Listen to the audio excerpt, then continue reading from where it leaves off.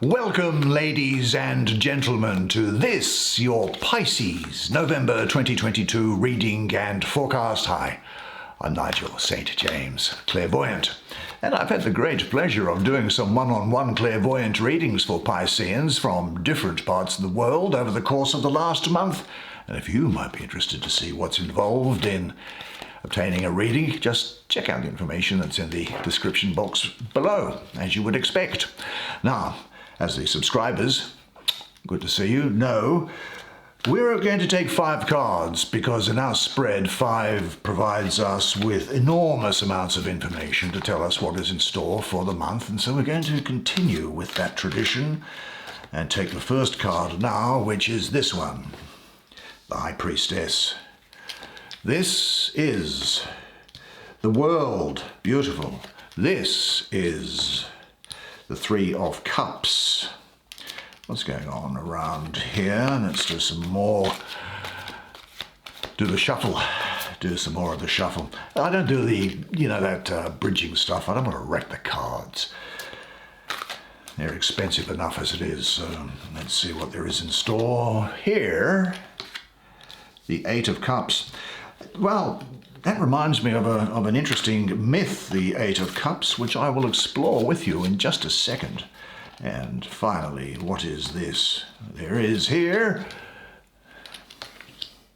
the Page of Discs.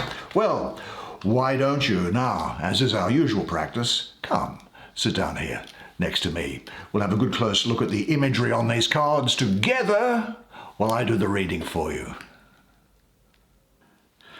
I think we'll start with this column and then make our way across is the inclination that I am inspired to do. Let's look first then at this rather unusual depiction of the High Priestess. I am all that has been and is and shall be, and my robe no mortal has yet uncovered. Now she is the Hymen Priestess, guardian of the gate of life and death with a veil of flesh. She parts her parchment scroll, or legs, to reveal the wisdom within.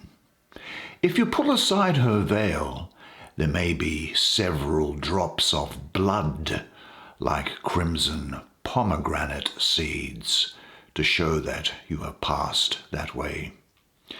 Now, the High Priestess is the counterpart of the magician. He is the masculine energy. She is the feminine void, the yin to his yang.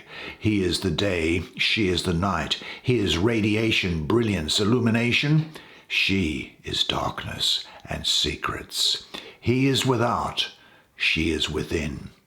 Together, they are our spiritual mother and father, and the heavenly king and queen.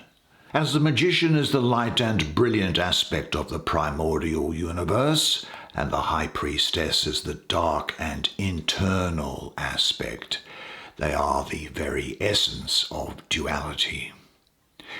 You have a darkness within you, a place where you can't easily see. It is your subconscious and your unconscious, a place that is not illuminated by the sun. If consciousness was an ocean, waking consciousness would be like a small island on the surface. Subconscious would be all of that below, and there is no end to it. It is a bottomless abyss. This is the abode of the High Priestess, and being dark, it is fearful for some people. This is a time, however, when you are going to have access to your intuitive powers. I feel healing around you. Independence, a desire also for independence, and inner equilibrium. Definitely increased self-confidence. You might be able to divine the future about things. Certainly you'll be discovering your own truth. There's an emotional stability with you, and I think you could be in touch with your spirit guides. The moon, as you would expect, is very central to the energy of this card. And the moon represents cycles, going with the flow of life itself. This really is one of the strongest energies for balance, equilibrium, and harmony. This is accented by her upper body here, which expresses the feminine, receptive. The priestess, as I say, can indicate extrasensory perception and intuitive abilities such as clairvoyance, telepathy, creative visualization, empathy for other people, intuitive knowledge. And again, this healing power is something that comes about. These abilities arise in harmony with you and in service to the ultimate cosmic law. I think that this also can indicate the commencement of a very strong and long-term platonic friendship with somebody. That is not a romantic relationship, but one which is you just enjoy things. You have things in common. But you understand, of course, that there is also a period here where I think you'll be maybe taking some alone time to work out what you really want and to let your mind process things. But you do understand, don't you, that changes on the inside are necessary to make changes on the outside. You now have access to your intuitive abilities, I think. Develop them more fully. Guard your independence. There's balance here. A great creative cycle coming about and an increase in your self-esteem. Are there areas in your life which you allow others to influence you rather than trusting your own intuition? Seek out water as often as you can, and meditate near water and learn as much from it as you can. And say to yourself, I deeply honor and value the human being that I am. I am intuitive and perceptive. I trust myself and honor my sense of integrity, and I trust my intuitive abilities. Now let's have a look to see what's down below it. And there is here a child draped in a lion's skin, hide by the look of it. Now I said just a second ago, didn't I, that this reminded me of a myth, and it reminds me of the Hercules myth here. Now Hercules was half god, half man. He was the son of Zeus, the king of the gods in the Greek pantheon, and Zeus had an affair with a mortal woman called Alcmene. Now Zeus's wife Hera became deranged when she heard of this and was very jealous of this woman Alcmene, and also incredibly jealous of the child Hercules that was born. And she plagued Hercules his whole life, and ultimately tragically caused him to go into a blind rage and kill his wife and 3 children. That's when he was an adult. Now devastated, he sought out redemption for this horrible crime, and he went to the Oracle of Delphi, which you would have heard of. And the Oracle of Delphi set him upon a course of atonement, I suppose, which were to become known as the 12 labors of Hercules. Now, they're actually spiritual things, but they have a literal meaning as well, like all sacred works do. They have a literal meaning, which is great, but the real meaning is beyond that. Now, his first task in the first labor of Hercules was to kill a lion called the Nemean lion. Now, this particular lion had an impenetrable skin, and so Hercules was unable to kill it with his arrows. Now, in some variations of the myth, he strangled the lion ultimately, but I don't think that is the case. And in some other variations, he clubbed the lion to death. I don't think that is the case. But in another one, he shot his arrows into the lion's vulnerable mouth. Now, to me, that seems to me to be the most sensible of those. Now, in each one of these scenarios, there can be seen in both modern and antique decks, the ideas behind strength and fortitude cards, by the by. Anyway, the story was that Hercules then skinned the dead lion and wore the skin thereafter in order to give himself the same impenetrability to knives and spears and arrows that the lion had. Now here, the lion's skin is draped over a young and innocent child to symbolize the strength or fortitude, and to say that, look, that is really due to an open heart and a lack of bitterness. And it's in an 8 here as well. Well, the 8 is, in a sense, a mirror, and the outside world reflects the inside world. Now, the best way to overcome obstacles at this point in time is to keep your heart open and to be true to yourself and overcome the fear that would normally cause you to shut down and guard your heart. Wear truth and love like an impenetrable and radiant shield. Now, I mentioned the 8 there. I have a mystical association of the planet Mercury with the number 8 as well. Now, the astrology here is Saturn ruling the first decan of your sign of Pisces. Right? Now, Saturn, well, that's structure and organization and discipline, heavy energy, responsibility, and you, of course, your sign is intuitive, spiritual, emotional. And what happens is that Saturn tries to come along and deaden down completely the waters of Pisces. Saturn attempts to dominate and suffocate the joy of Pisces. And there's the flightiness of Mercury present in the picture as well. So the overall influence can resemble dark Saturn with no growth. Now, you may know that Mercury is also in detriment in Pisces. So we have a conflict here as well. And so there's a point here at which you could be feeling that there is some sense of stagnation, or that there is an obstruction to you getting what you want.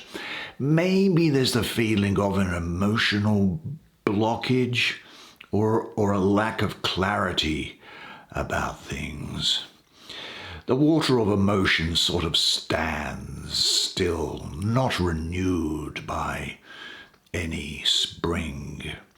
And you may well have also wasted enough of your energy on people who give nothing in return.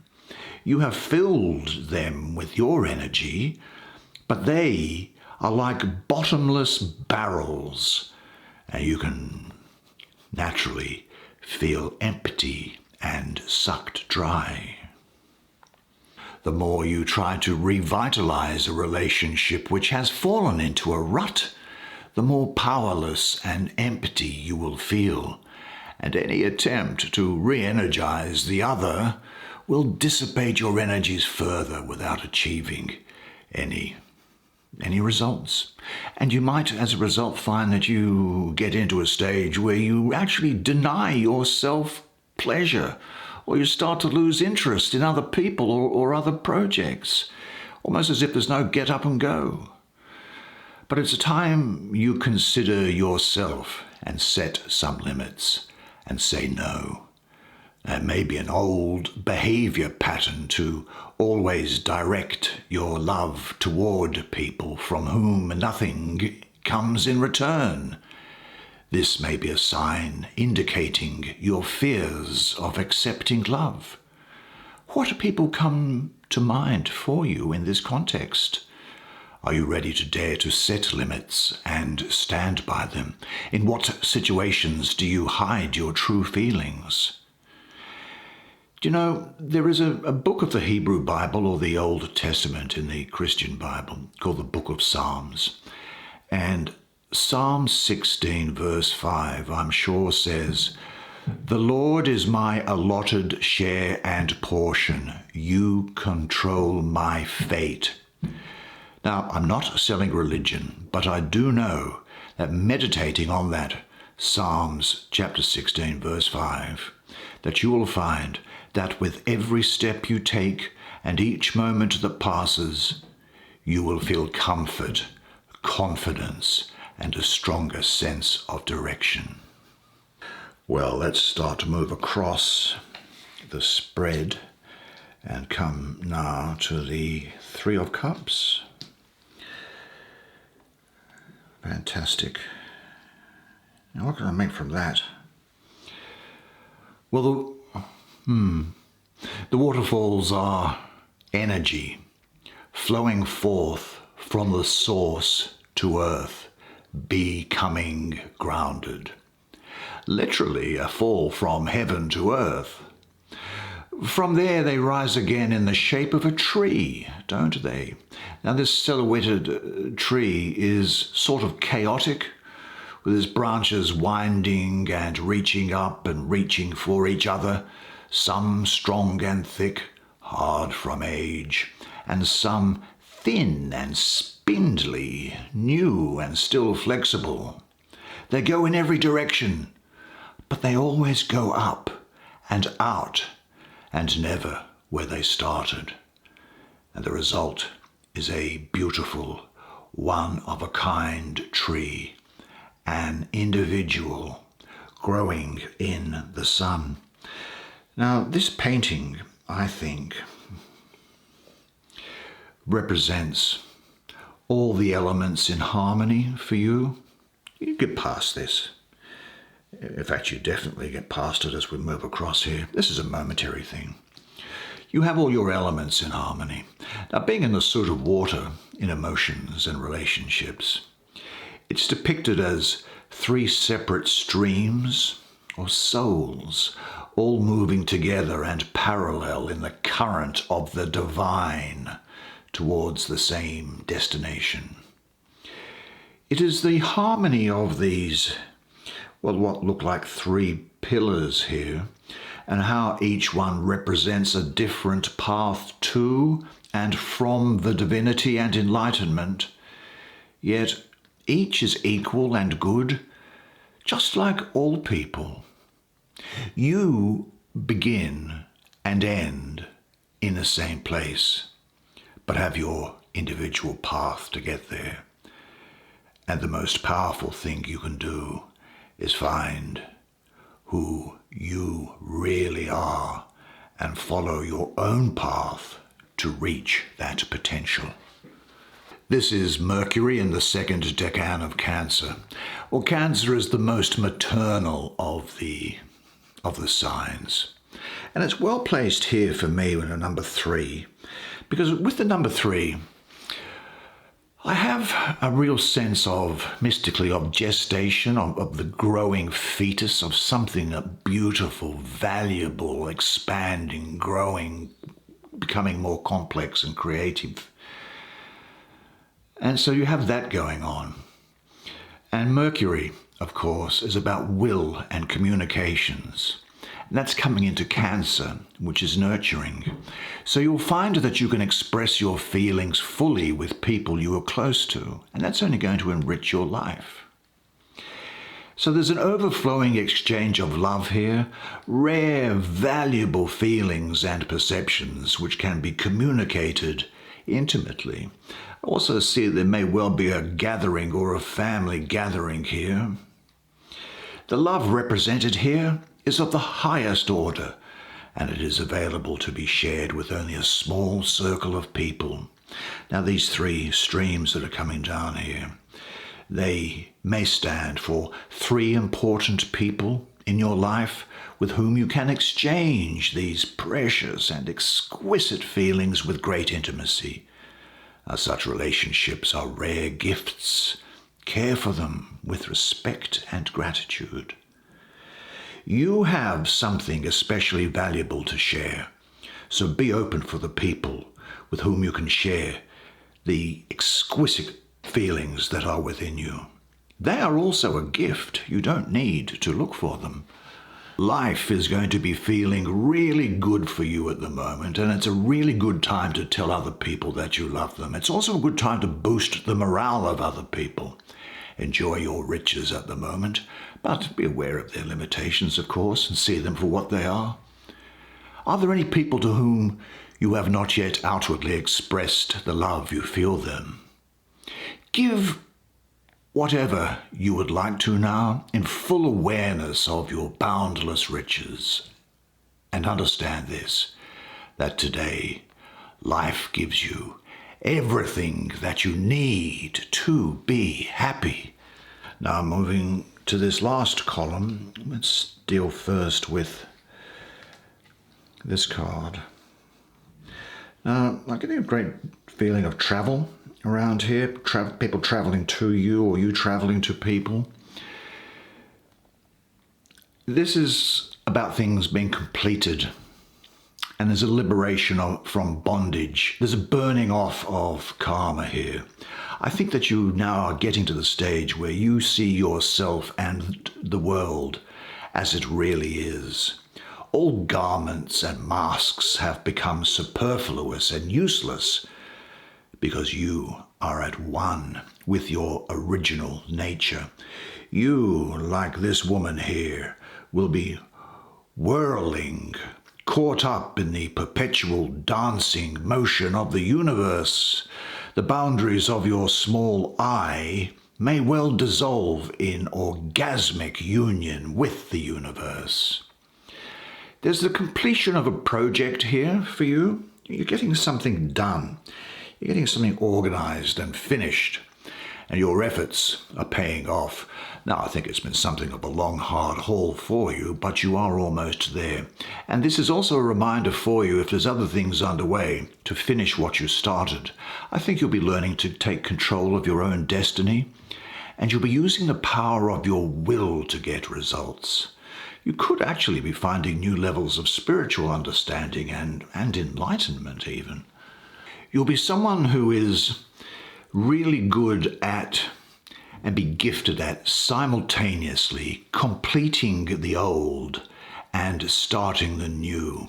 And you'll be able to bring change into strongly structured environments. You may well find that you're quite ecologically minded, and there's a desire with you to experience as much of the world and its people as possible. Now something is ending and beginning at the same time, and as I say, there may be this desire to travel or to liberate a sexual reticence. This nude woman dances the dance of liberation. The energy is transformed and a new quality exists. It's now possible for you to see things as they really are. The stage is set for a new beginning or a favorable completion. The events in your life are in harmony with the universe. From what aspects of your life is it time to free yourself? Is there a journey or an enterprise waiting for you to set in motion?